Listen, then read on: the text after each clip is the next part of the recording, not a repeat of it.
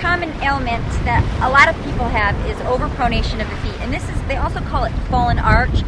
And this is when our knees kind of sink inwards and our feet are kind of tilted inwards. A lot of doctors treat this with putting arches in the feet, inserts that you slide into your shoes. However, I don't think that really gets to the bottom of the problem. And yoga is great because we work with our bare feet, which means we're using all of those little muscles in the feet to help support the rest of our body. Our feet are the foundation. So I'm going to teach you some basic alignment tricks to work on with your feet. And you can take this into your yoga classroom and carry it throughout all the different poses to work on getting the feet properly aligned. You can also do this while you're waiting in line at Starbucks or while you're waiting in line at the water cooler. Just really basic, simple things.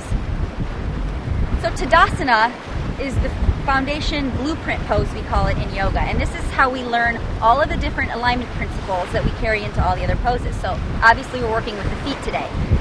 So when we start off, we make sure our feet are nice and parallel and hip distance apart.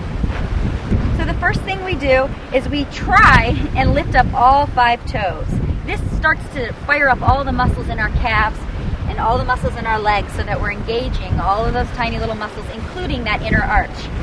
Second thing we do is we rock back and forth and kind of try and feel out the middle ground so that our weight isn't so much pressed back in our heels or too forward in our toes so that our little toes are clenching, but it's pressing down evenly through all 4 corners of the feet.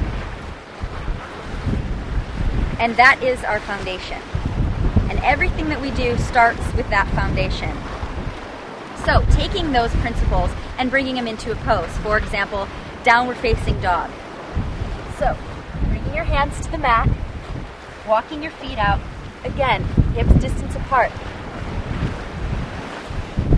And again, this might be a little more difficult, but trying to at least try, you'll feel it, lifting those 5 toes, and you'll feel your calves and everything around your calves start to fire up all of those muscles. And again, you can see if the weight's rolling out to the side of the feet or rolling internally. If it is, move it back to all 4 corners, pressing evenly down. So all of those little things that seem so tiny and not important, but really when you try and do it, it's hard work. All of those little things, lifting your toes and firing up those muscles, it does take a lot of work and concentration. So like I said, those are really easy things you can do, just while you're standing around, waiting in line. If you can work on correcting this every day, you're really, really helping the rest of your body because remembering the feet are the foundation. So if you have healthy foundation, you're going to have healthy knees and you're going to have healthy hips.